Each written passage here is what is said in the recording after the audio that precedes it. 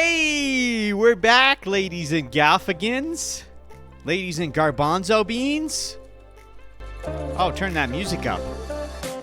Welcome to the Gizmo Podcast. Ugh. Welcome to the DynamiteGizmo Podcast, everyone. I've got hairs in my mouth.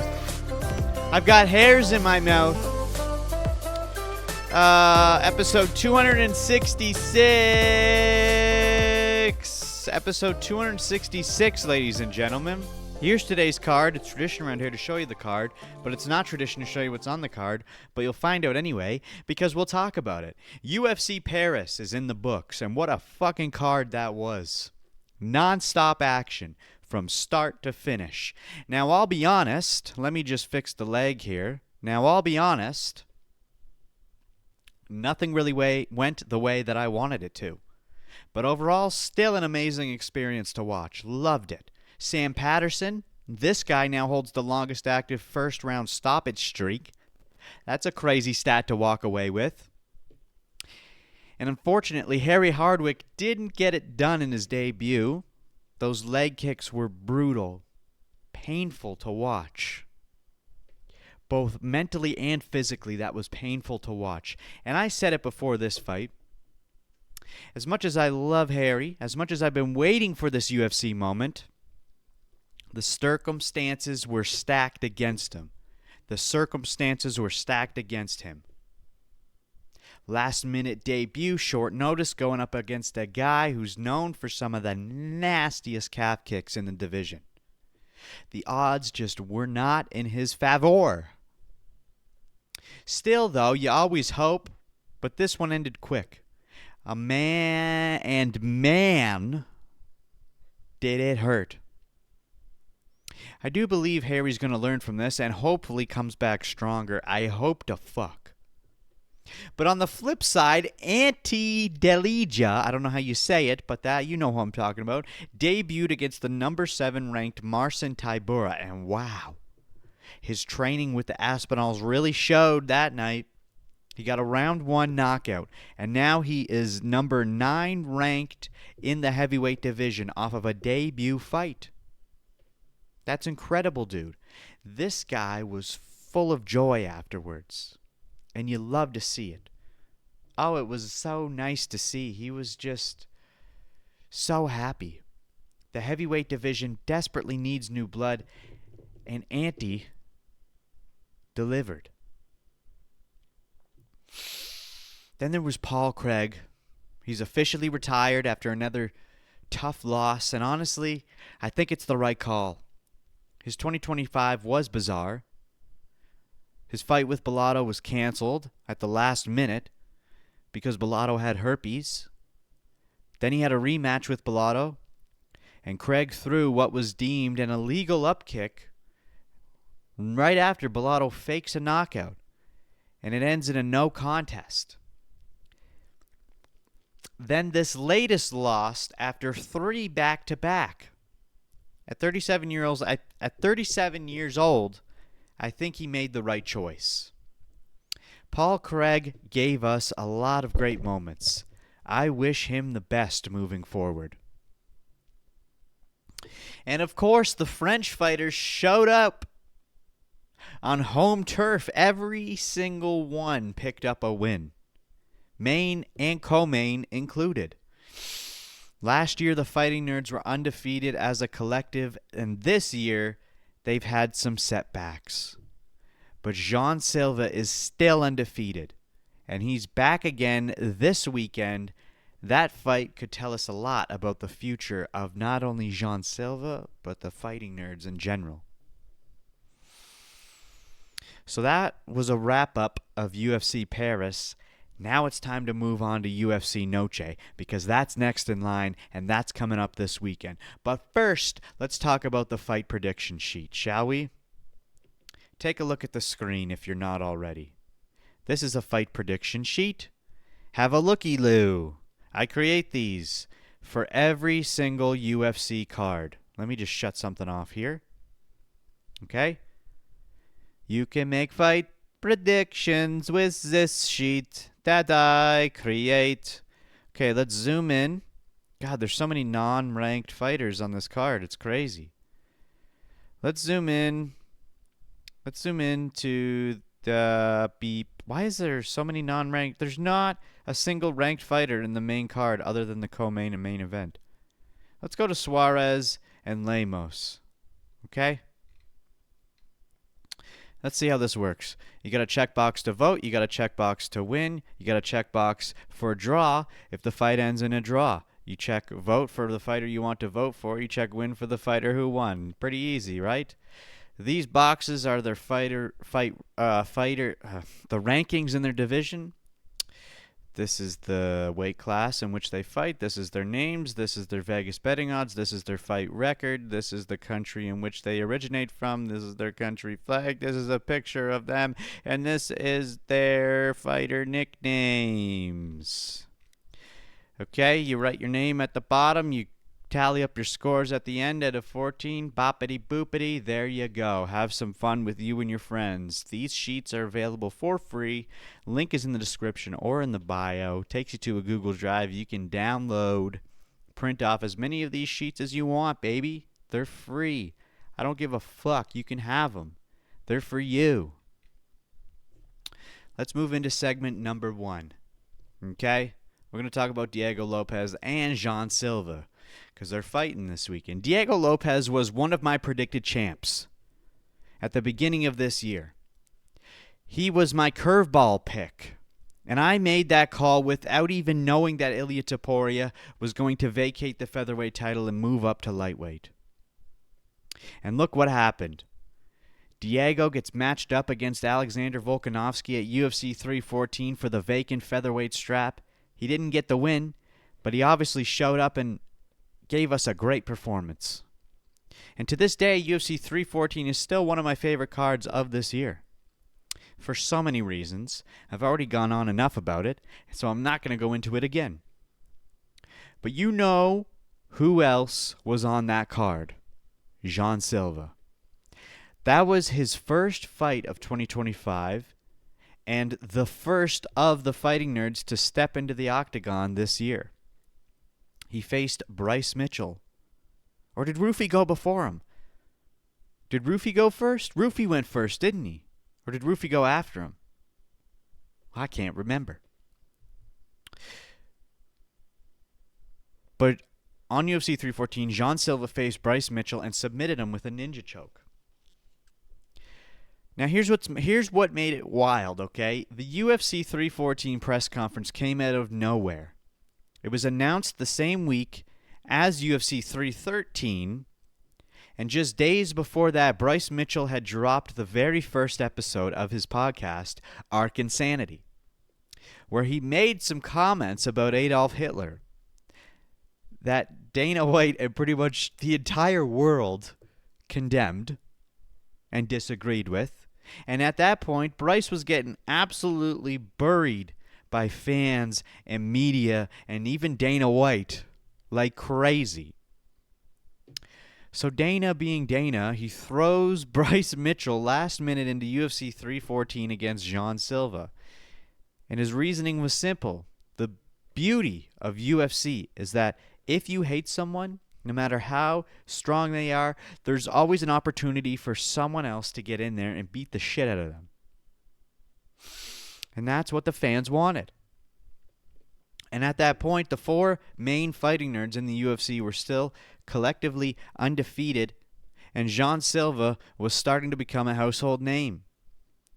That press conference, though, turned out to be a huge turning point, especially for Jean. Because right then, Bryce Mitchell was still the main focus of MMA headlines. Everyone was talking about his podcast comments. And the second he tried to grab the mic, the entire crowd erupted with the loudest boos you've ever heard in your entire stinky life.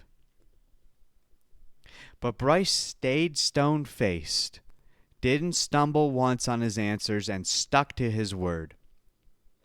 Then came Jean Silva's moment, his first UFC press conference, and he took full advantage. He shows up with a globe, mocking Bryce's flat earth beliefs.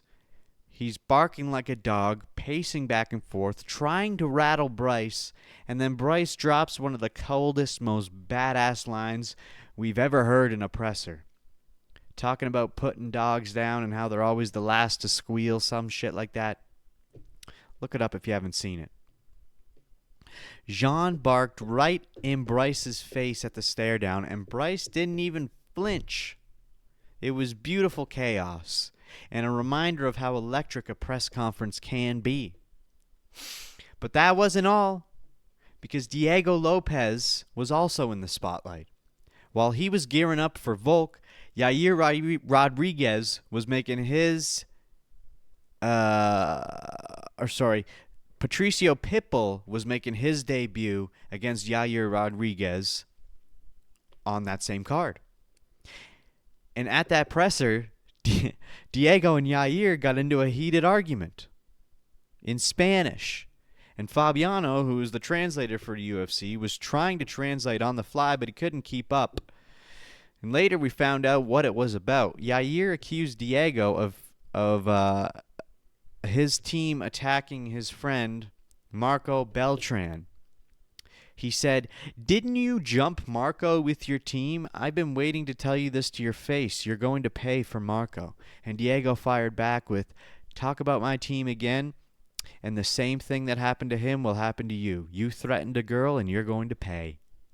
But the thing that set it off at first was the colon. Colon? I think that means pussy.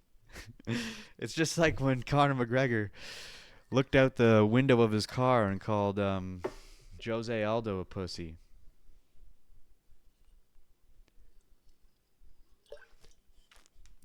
Italio, or whatever it was. He's like, you know what that means? Pussy.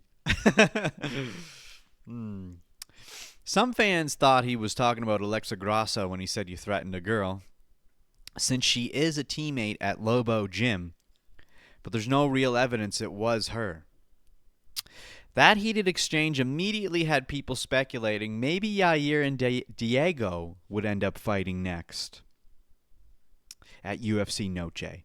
But then the UFC Noche was announced for Guadalajara, Mexico at UFC 320 originally.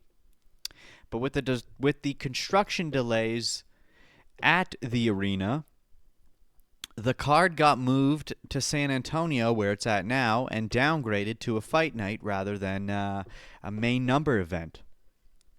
Still, when it was first booked for Mexico, rumors were flying around that Yair might fight Volk for the title in the main event, which never made sense.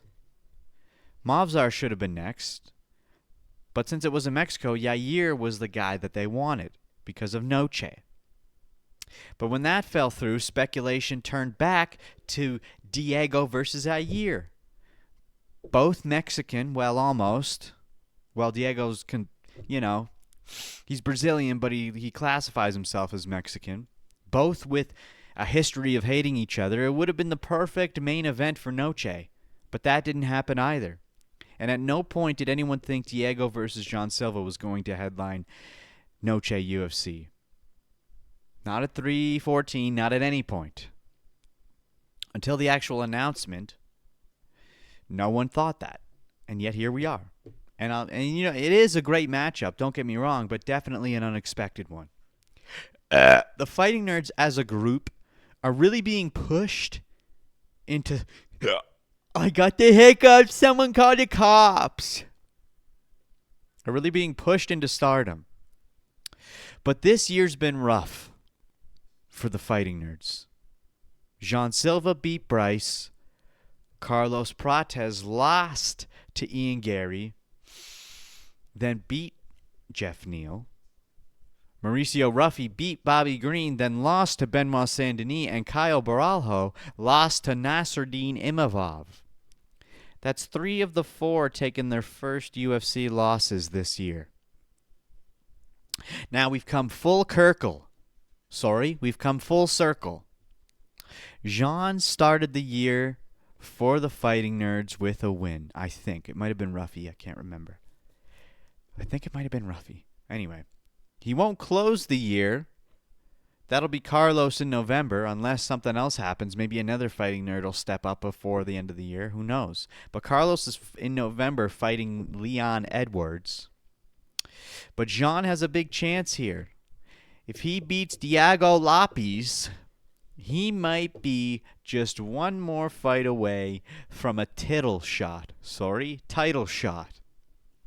That's how fast his rise has been. It's hard to bet against the fighting nerds, but as we saw this year, especially this past weekend, anything can happen. When you're on a hot streak with the hype pushing you forward, one loss can flip the narrative in an instant. That's the fight game, my friend. It doesn't just mean they're frauds. Losses happen. That's MMA. Not everyone is John Jones. But still, you just always hope, like, come on, I just win, please. But they'll bounce back, and they'll be stronger than ever, my friend. It's still the beginning of the fighting nerds. They're just getting started. And I mean, Carlos is already talking about retiring already, which is crazy, but that's a whole nother subject. So let me throw some questions down your filthy trousers so you can answer them. Do you think Jean Silva has what it takes to beat Diego Lopes this weekend? And after the back-to-back losses for Ruffy and Baralho, has your confidence in the fighting nerds shifted at all? Do you think it affects Jean's mindset going into this fight? Let me know in the comments below. Let me know in the comments below. Let's talk about Jean Silva specifically. Jean Silva has a wild story. Jean Silva has a wild. Jean Silva has a wild story. Jean Silva is wild. This guy's life could have gone 100 different directions. And somehow he ended up here, headlining UFC Noche. He grew up in Foz do Iguaçu, Brazil. And honestly, his childhood was fucking brutal. He actually saw his mother get... I can't say the word. The last time I said the word on here, the video got taken down. But the R word. She got R'd by 3 guys. And then Jean Silva watched as his mother fought back and killed all 3 of them. And then she got arrested right in front of him. And if that wasn't enough, later on he saw his brother get shot and die right in front of him too. It's crazy. It's crazy. He's seen a lot of Ganupshkin. But out of all that, Jean developed this thing that ended up defining him. His bark. Okay?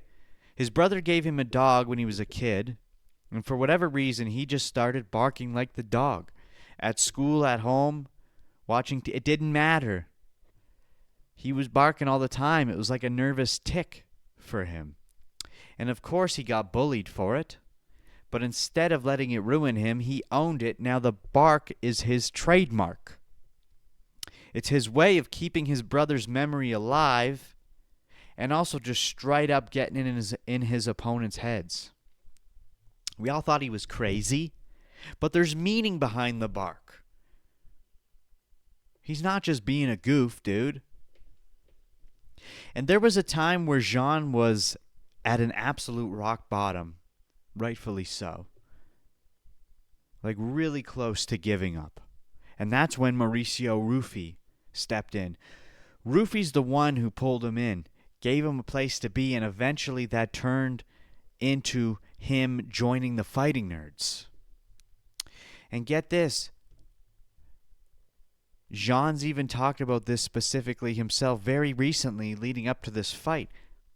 Jean almost got into a fucking altercation fist fight with Ruffy in his own house.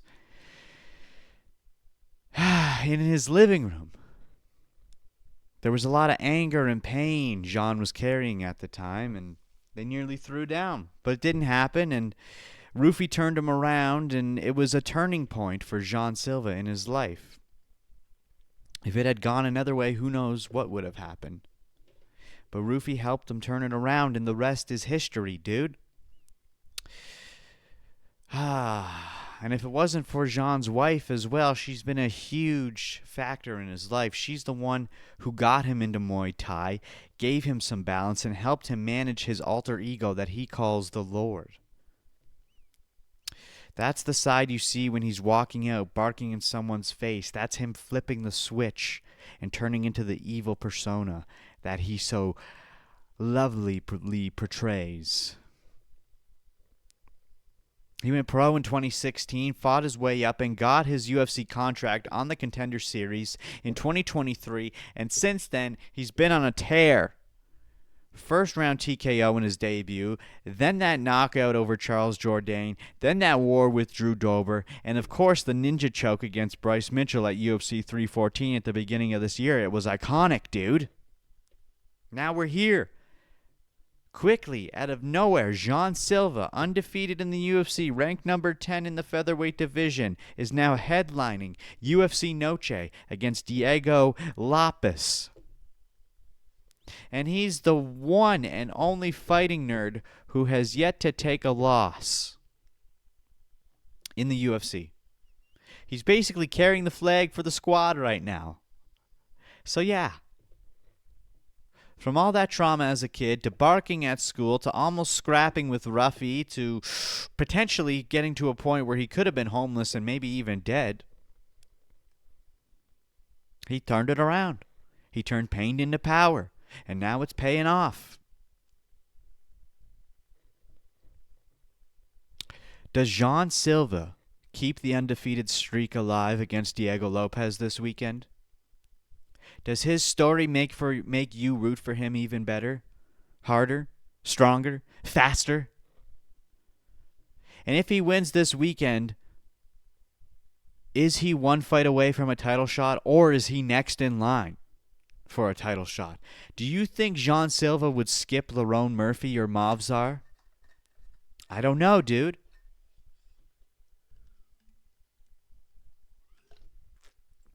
I honestly think if Jean Silva goes out there and gives us an amazing... I got cum in my throat. And gives us a spectacular performance, KOs, or finishes Diego Lopes in some spectacular way, I think they'll fucking escalate him to have a title shot. I think Lerone Murphy deserves it. I think Lerone Murphy deserves it more than Movzar. It's always been Movzar, but Movzar keeps hurting himself and keeps pushing himself away from that title shot. If anything, Movzar should have deserved it. But now, Lerone not only has as many, if not more, wins than Movzar and is undefeated, like, completely. He should do it. He should have it. But I think with the UFC's mindset, if Jean Silvanator goes out there this weekend and gives us a spectacular performance, then guess what? Jean Silva might get pushed ahead of Lerone Murphy.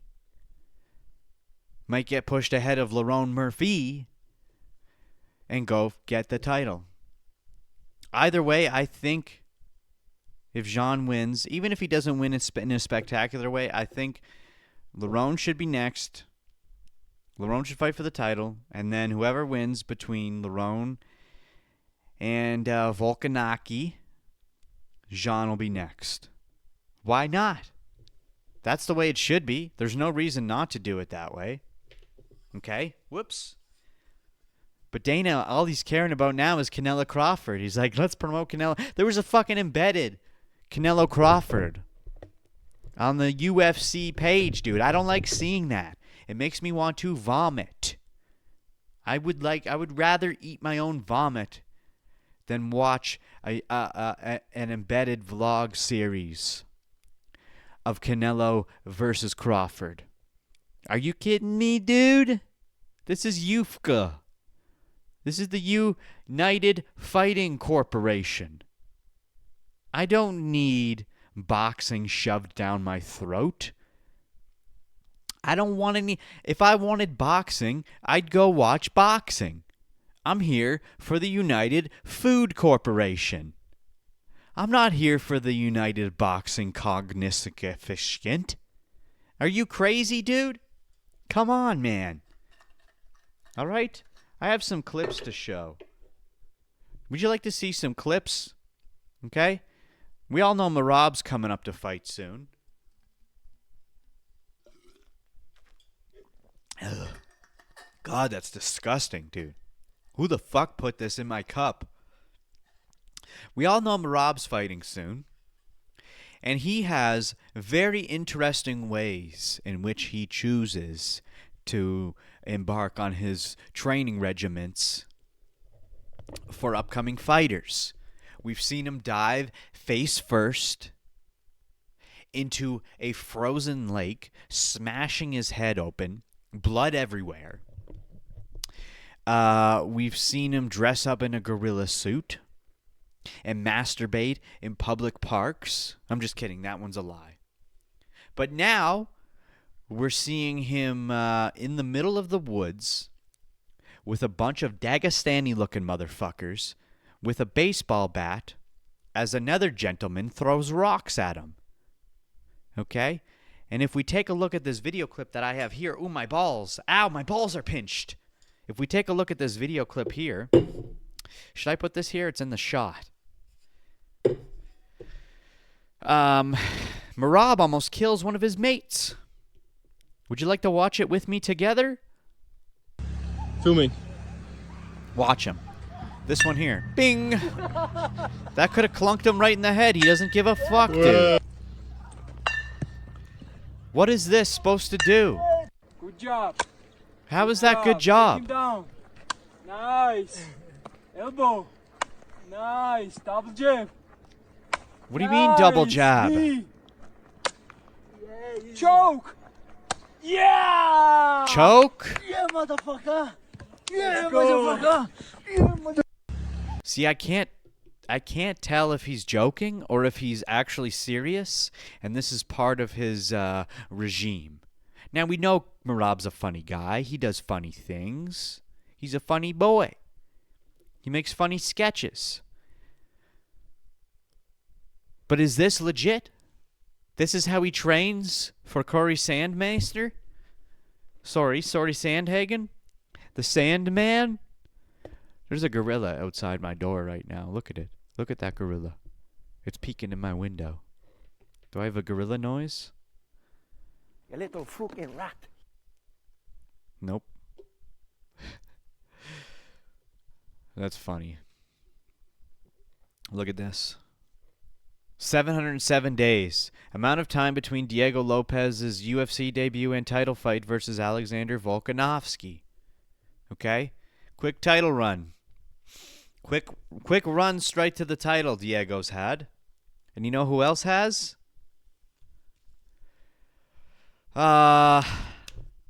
Jean Silva, if he's next in line, which he for sure is, dude, aside from Lerone Murph. Okay? Okay, so also UFC Paris, we were supposed to have Patricio Pitbull back again to fight what's the guy's name? Lucien Quita, who was a double champ in some other promotion. Can't remember what it was called. But he didn't make weight. He was over by 1 pound. Couldn't get down. And now some video footage was released of Patricio Pitbull and Lucien Quita having a discussion in the back where Lucien is basically begging Patricio to let him back in. Let's watch, and then we'll discuss. Let's watch, and then we'll discuss. It's my fault. You gave me everything you could, but please, it's my. I fucked it up. I know. Even my coach is here. The only thing I can say, please, it's my life. I've been waiting for this call all my life. Normally, I don't even talk to my opponent like this. He's asking why you make until 11. Because I can't. I'm not sweating. We try everything. I'm not sweating no more. I'm not sweating. Já perdeu, I'm not não sweating tá no 3 pounds acima, não vai. I try. Even now I was trying. I talk with everybody. I can't. Okay, that's fine. Okay. I can't. This is my life. I just want to fight. I didn't fight like 1 year. Please, I gave you all the I vanity, know. but I can't give you this vanity of the weight. It's only 1 kilo. I can't do It's this. only 1 kilo. No. Please don't take this. No. You take it off. Not me. That's your fault. You said that. You can even take half of my money. I don't care. I That's just your want fault. to fight. That's your fault, not mine. Don't do this, people. Don't do this. That's not about me. It's about you. Bro, you are fighting. You are fighting. I'm a fighter, but I'm professional. I know. Okay, this I'm time I'm not, 145 now. I never miss weight in my life. You know that I never miss weight in my life. Your debut in UFC against me, you did that. That's you know how it's deep. You know. You have 1 hour and a half to try. I can't. If I can't, You can do. You're strong. I'm showing You're weakness. strong, younger. I'm showing Younger, weakness. stronger, faster. I'm showing weakness here, and this guy is even filming it. But I'm still showing weakness. You go to the lightweight. So Go to the I lightweight. might go. Yeah, If yeah. I have more time, I can take featherweight. I can make featherweight easy. Man, he had an hour and a half. He had an hour and a half to shed 1 pound. Or 1 kilo, I think he said. Which is what? 1 kilogram in pounds is 2.2 pound. Okay. So he has to shed 2.2 pounds. Oh, I just farted and it stinks. Well, I don't know if it stinks yet. But he was sitting here yapping, begging for forgiveness. And at first watching this, you kind of feel for Lucene. He's very well spoken. And this is his dream. It's everyone's dream in mixed martial arts to get into the UFC. And this was his time. This was his moment. This was his place. This was his space. And Patricio wasn't having it. And I kind of agree with Patricio. It's professional. You got to make weight, dude. That's the cardinal sin. You don't break the cardinal sin of the UFC or any promotion. You always make weight. If you don't make weight, you get cut. Look at what happened to Mr. Battle. Now, he missed weight the first time. Still got the fight. Lost half his purse or a percentage of it or whatever. And then he goes up a weight class, misses again, and then gets cut. So initially reports came out that Lucene was going to get cut from the UFC, because that's the way that in which everyone seems to be heading nowadays. If you can't make weight, you're gone. But it seems to be maybe not always that way. You get one shot, especially if you're a good name. You get one strike, and then if you fuck it up the next time, you're gone, baby. Look at Armin Saruks. Okay, he was supposed to headline UFC 311, I think it was. He was supposed to be the very first card this year in January, and he missed weight. He was headlining, fighting Islam Makhachev, #1 pound for pound. The greatest current fighter at that time. Huge card, huge event. Everyone was looking forward to it, and he fucked it up. And they didn't get rid of him, but have you seen him back since? You have not seen him fight at all this year. Now, Lucene has one shot. Now, he could have fought. He could have fought this weekend if Patricio would have gave him some sort of deal. If he would have been like, okay, let's fight at catch weight, and I'll take half your purse. Lucene even offered half his purse, but Patricio said no. And I agree with Patricio on this. I like that he stood his ground on this. Hey, man, we're all supposed to make weight. It's not my fault that you didn't make weight, so fuck ya. I know it's your debut, but I can't help you, brother. I'm sorry. I don't feel bad for you. Make weight. It's your debut, dude. Make weight. It's your debut. If you ain't going to make weight on your debut, then what the fuck are we doing here? Huh? It's your debut. You poo face. Now we talking about Jean Silva and him, his crazy upbringing and whatnot, his crazy life. And as we've seen Jean Silva fight throughout the past few years, during all the post-fight press conferences, he was always looked at as like a weird, strange guy. Why is he crying? Why does he seem overly affectionate? And now we know, with the history of who he is and his upbringing and how hard it was for him. And we get to see him cry once again because he's emotional that all this is happening. He's grateful is what it is. And what I once thought was a weird fella who I probably wasn't going to like, I now thoroughly enjoy. And I really like Jean Silva. And this is the moment he got to see the UFC Noche poster for the first time. And watch his reaction.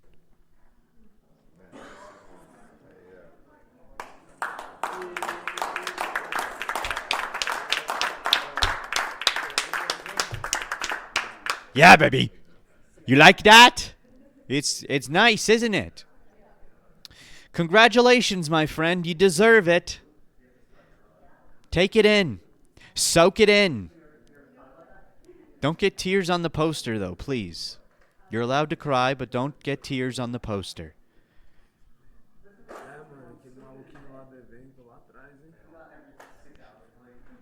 See?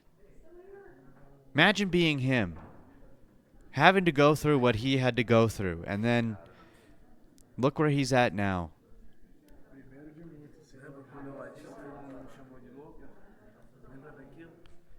Yeah, they called you crazy. I called you crazy.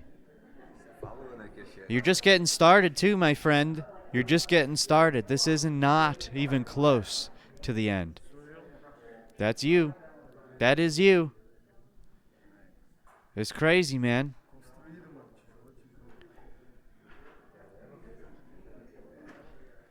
I don't get it, though. It's already signed, so it's like he's seen it already, or maybe he hasn't signed it yet. I don't know.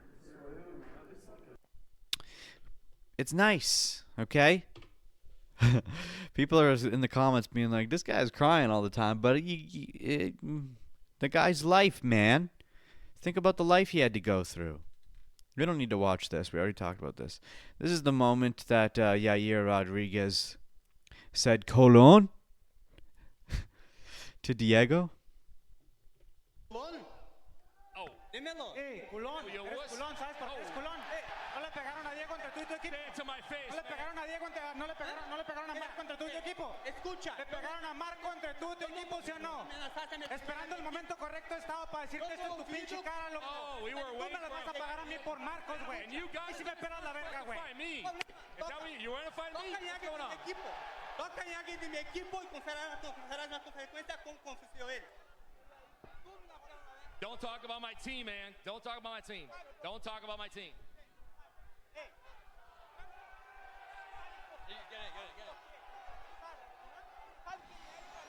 Colon?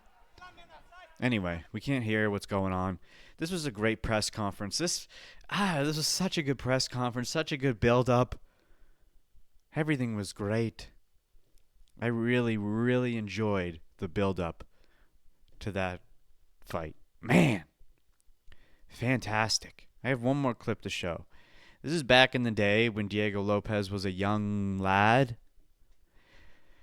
in a jiu-jitsu competition and got kneed to the chest and started throwing fists. Way before the UFC. Way before. Down comes the boogie. Oh! We don't need the music. Oh, wait. Let's rewind it. Bunk. Here he goes. He's throwing fists now. The ref's not doing much, so these other guys come in. Now the ref does something. Ooh, he's popping. He's popping shots, dude. The other guy deserved it. He deserved it. He threw a knee. Buddy threw a knee first. Anyway, weird week. Lots of shit going on. Don't need to get into it. Good fights this weekend. That's really all I have to say. Do I have anything else I need to talk about? Nope, not at all. Sometimes weird weeks happen. Things happen in the world, and it makes you pause for a moment and just reflect on life and realize how fragile it is. Things just keep happening, and you say to yourself, why? What's going on? Why do these things happen? But they do, and there's nothing you can do about it. So rather than letting it ruin your day or ruin your week or ruin your life, accept it for what it is and try to move forward.